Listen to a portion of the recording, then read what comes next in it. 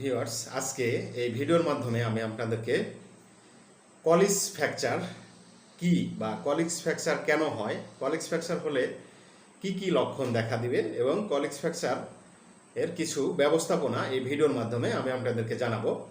আশা করি ভিডিওটা না টেনে পুরোটা দেখবেন এবং লাইক, কমেন্ট, শেয়ার করে আরও 10 জনকে দেখার সুযোগ করে দেবেন। এখন আলোচনা করব কলিস ফ্র্যাকচার কাকে বলে। হাতের কবজির হাড়ের উপরের 1 ইঞ্চির মধ্যে রেডিয়াসের নিচের প্রান্তে যে ফ্র্যাকচার হয় তাকে কলিস ফ্র্যাকচার বলে। এই কলিস ফ্র্যাকচার বলতে ভাঙ্গা হাড়কে, কবজির ভাঙ্গা হাড়কে বোঝানো হয়েছে।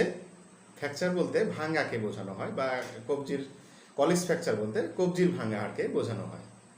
এই কলিস ফ্র্যাকচারের কিছু লক্ষণ এই ভিডিওর মাধ্যমে আমি আপনাদের কাছে তুলে ধরব। 1 নম্বরে, ভাঙা অংশ বা আক্রান্ত হাড়টি ফুলে যাবে।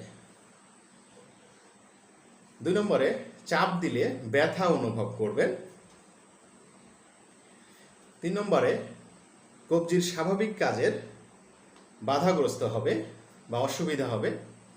আঙ্গুল নাড়ালে বা যে কোনো কাজের জন্য যদি আঙ্গুল নাড়ান তাহলে ব্যথা অনুভব হবে। 4 নম্বরে, এক্স-রে করলে ভাঙা হাড়, কবজির ভাঙা হাড় ধরা পড়বে বা দেখতে পাওয়া যাবে। 5 নম্বরে, ফোর আর্ম বা লম্বায় খাটো হয়ে যাবে, ইত্যাদি আরও অনেক লক্ষণ আছে। কলিস ফ্র্যাকচারের কিছু ব্যবস্থাপনা আমি আপনাদেরকে এই ভিডিওর মাধ্যমে তুলে ধরব বা জানাবো। ভাঙ্গা হাড় সেট করার পর ডরসাল প্লাস্টার চাপ দ্বারা এমবোবিলিস করতে হবে। এটি হাতের কবজির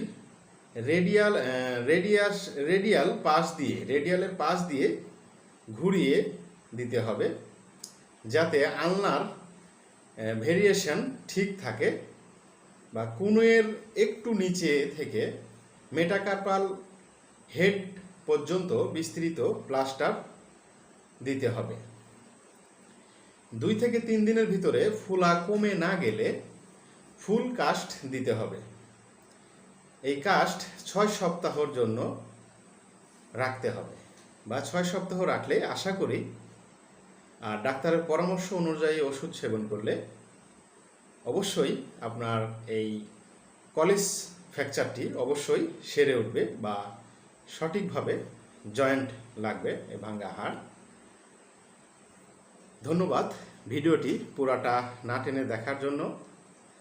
লাইক, কমেন্ট, শেয়ার দিয়ে আরও 10 জনকে দেখার সুযোগ করে দেবেন। ধন্যবাদ।